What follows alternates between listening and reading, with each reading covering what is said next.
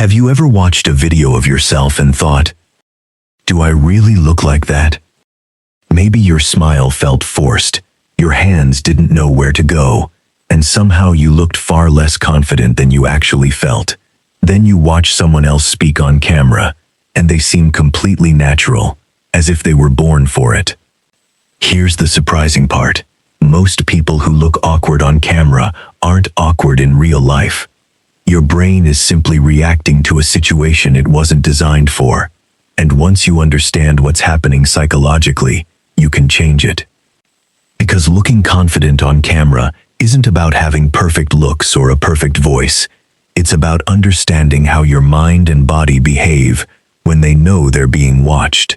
And the biggest mistake almost everyone makes happens before they even say their first word. Imagine you're recording yourself for an interview, a presentation, a YouTube video, or even a simple message for friends. You press record, and instantly something changes.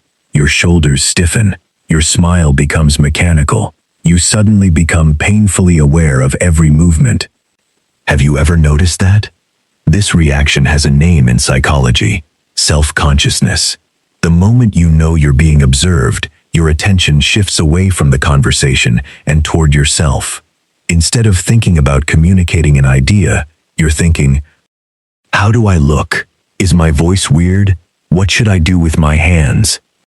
Researchers studying self-awareness have found that excessive self-monitoring can interfere with natural performance. It's similar to how athletes sometimes choke under pressure when they begin consciously controlling movements that are normally automatic. The camera creates that same pressure. Your body starts acting instead of communicating. The solution isn't to ignore the camera, it's to redirect your attention. Before recording, decide that your goal is to help one specific person understand your message.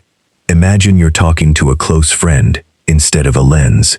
The less attention you give yourself, the more authentic your body language becomes. But that's only the beginning, because your face often gives away another hidden problem. Think about the last time someone told you smile. What usually happens? You smile, but it feels fake. That's because genuine smiles are emotional reactions, not mechanical instructions. Psychologist Paul Ekman famously distinguished between genuine enjoyment smiles and polite social smiles. A genuine smile doesn't just involve the mouth. The muscles around the eyes become active as well. On camera, many people keep trying to look happy. Ironically, this often produces a frozen expression that viewers subconsciously recognize as unnatural. Instead of trying to smile continuously, focus on the emotion behind what you're saying. Remember a funny moment. Think about someone you're genuinely speaking to. Real emotions naturally create more believable expressions than trying to hold a perfect smile. Most people never notice this difference, but viewers often feel it without realizing why. And then there's one body language habit that silently drains your confidence. Watch inexperienced speakers, and you'll often see constant fidgeting, hands rubbing together, adjusting clothing, touching the face, shifting weight every few seconds. These behaviors aren't signs that someone lacks ability. They're often stress-relieving movements. Joe Navarro, a former FBI behavioral expert, describes these as comforting behaviors that people commonly display under pressure. The important point is that they don't automatically mean someone is lying or insecure. Context always matters. But on camera, frequent unnecessary movements distract viewers from your message. Here's a simple trick. Instead of trying to stop moving completely, which usually makes people even stiffer, give your hands a purpose. Gesture naturally when emphasizing ideas. Let your hands rest comfortably between points. Intentional movement looks confident because it matches your words. Think back to your last video. Were your hands helping tell the story or competing with it? The next mistake is even more surprising because it has nothing to do with movement at all. It's where you're looking. Humans are wired for eye contact. From infancy, our brains pay close attention to another person's gaze. Looking into someone's eyes creates connection and trust. But cameras create an illusion. Most people watch themselves on the screen instead of looking directly into the lens.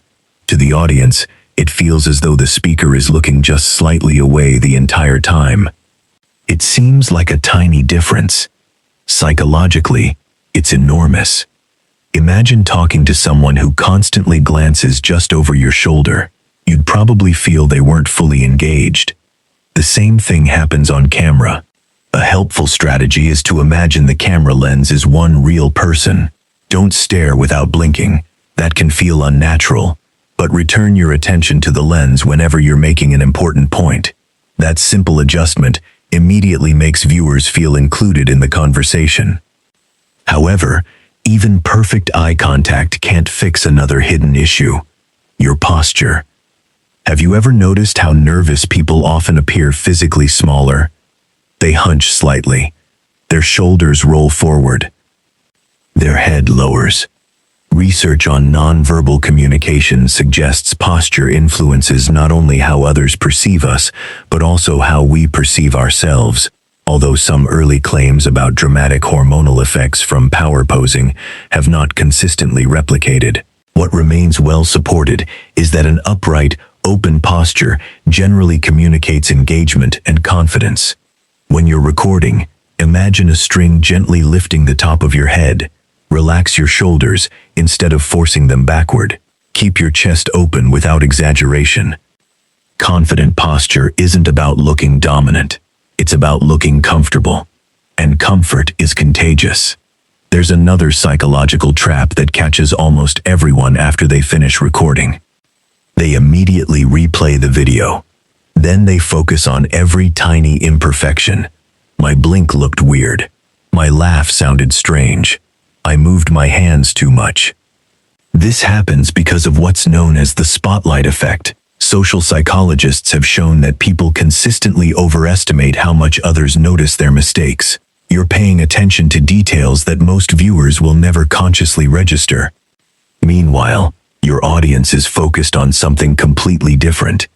They're asking one question: did this person help me? That's why many experienced creators improve faster than beginners. They don't obsess over perfection. They review their videos to improve communication, not to criticize themselves. Progress beats perfection every time. And perhaps the biggest secret of all is this: the people you think are naturally confident on camera probably weren't.